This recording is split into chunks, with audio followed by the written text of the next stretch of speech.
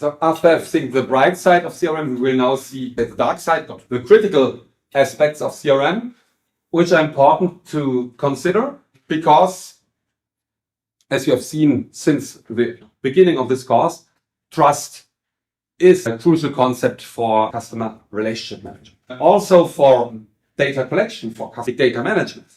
Trust into the brand is important. Without trust, the customer would not give the data, which is, as you have seen, is crucial for big data management and for establishing a personalized relation. So just some results from a focus group. We did the Karlsruhe Institute of Technology with French and German students about the positive points of CRM and the negative points. So the positive points, you all know them now.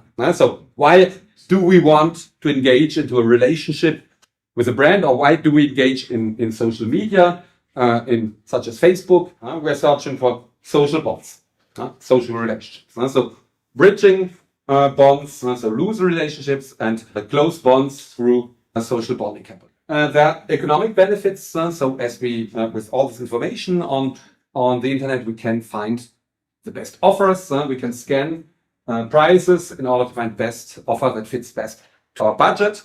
There are informational benefits because we can find, again, all information we need. If we need a niche product, for example, a rare book, we can find it on the internet. So we have information that can be gathered, and we can basically have all information we want. Convenience benefits, so we can easily buy 24 hours a day, 7 days a week. It's convenient. We can browse internet, we can do shopping, and we have hedonic benefits because we can have fun by doing shopping. We can play online, we can meet people. So all these aspects are contributing positively to hedonic benefits. But there's a price. As we have seen for perceived value, there are above all psychological prices. One of the psychological disadvantages is related to stress, because we are all the time connected. Also due to poor default settings. A lot of people don't really know how to configure the privacy settings. So this brings stress because we don't know how to do it, and we are controlled, and these feelings of controlling give negative feelings. And finally, we are overloaded with information. So we get too much information. This information overload has to be managed. And creates stress. So we need tools, digital tools that manage this information, that scan information and that decide which information is important for us or not. The personalization dark side. We are receiving a lot of advertisements because firms do personalization, but actually not very well. And this annoying behavioral retargeting is creating negative feelings. Just one example. When we are searching for a hotel in a city, we get, even weeks after that, retargetings about offerings. But if you have already gone there, we still get 3 or 4 weeks after I've been in the city, advertisements, which is annoying. Remarketing approaches via cookies, spam, and poorly targeted ads are creating negative feelings to us. And information privacy related issues, which are probably the most important fact. So we don't feel very well with the idea that all this information is held by firms. First of all, we don't know how much information is collected about us. And even worse, we don't know how this data is used. So data usage concerns are even more important. So is this data sold to other firms? Second, what is done with the data? The data might be stolen. Cyber criminals. So they can use your data, they can take your identity, they might take control over your Facebook or email account and can use this information to publish fake news about, but even worse, they can find bank data, phishing, and can rob your money from your bank account. Spying, they might be observed through your webcam because some hackers can introduce themselves in your computer and take over the control of your webcam, and then you're observed. Regularly, scandals, cyber pirates, firms take over control. And I think there was some problem with one of the latest iOS systems of Apple, where it was quite easy to take over the control over your smartphone or the tablet. Finally, you should be a victim of shitstorms or cybermobbing, cyberbullying. So all these topics are strongly related to customer relationship. Actually, this brings a lot of huge problems to us. And so from the bright side to the dark side of customer relationship management. So actually, are consumers really empowered or are they exploited? Because actually, with every click, every tweet, every share, are we exploited or are we taking part in a digital revolution? Firms or governments do want us make believe that we are taking part in a digital revolution, but it's probably more a digital exploitation. We talked a lot about co-production and co-creation. So we're doing the job, but actually what do we get for that? We don't get money. This has to be considered as very critical. When we tweet or when we post things on Facebook, okay, that's good for social recognition.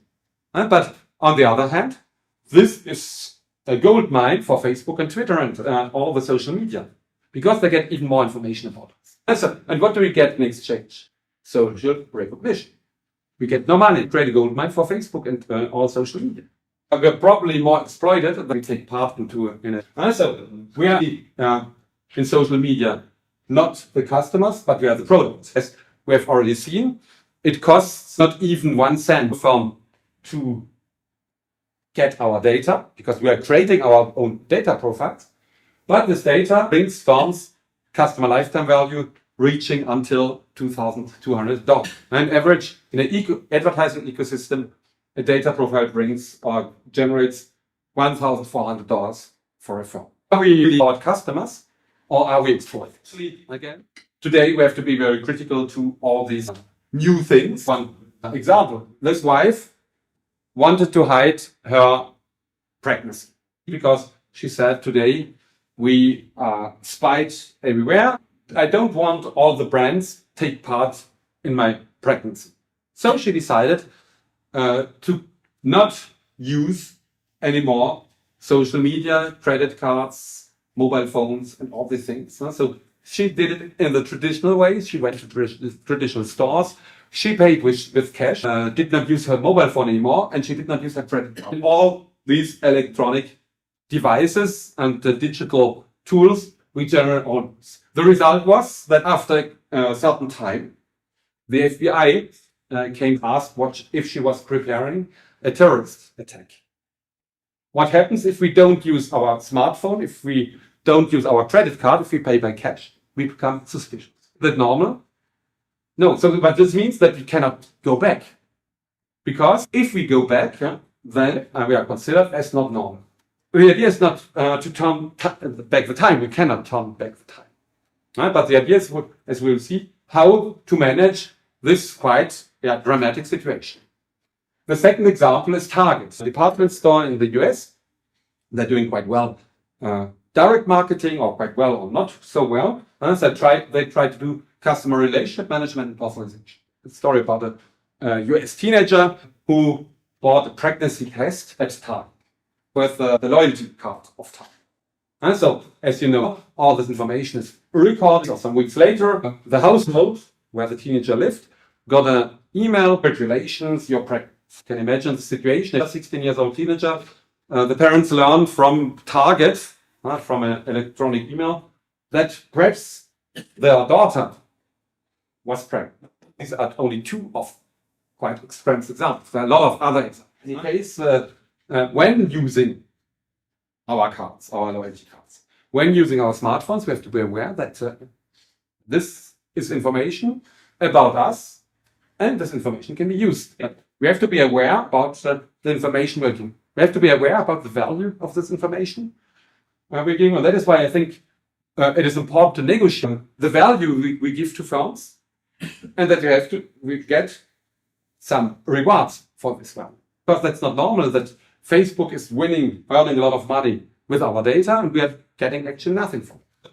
But this is a political debate. And this political debate is actually done at the European Union. Because of the European Union, there are groups thinking about what data should be given and what data should not be given, and what we should get as a customer if we give this data. In the future, business model. That so if I want to have a free app, then I get advertisements. But then the data, I'm aware that this data can be used. If I don't want to get advertisement, then I have to pay the ad. Either we have a paid version of Facebook, where we pay, but then we don't get any advertising. So Facebook cannot use this data to do advertising. Then we have an advertisement-free social media. Or we can consider a situation our data is used, but then we can use it for free and we get advertising. So considerations have to be done by all firms. Models have to be rethought to take into account these considerations.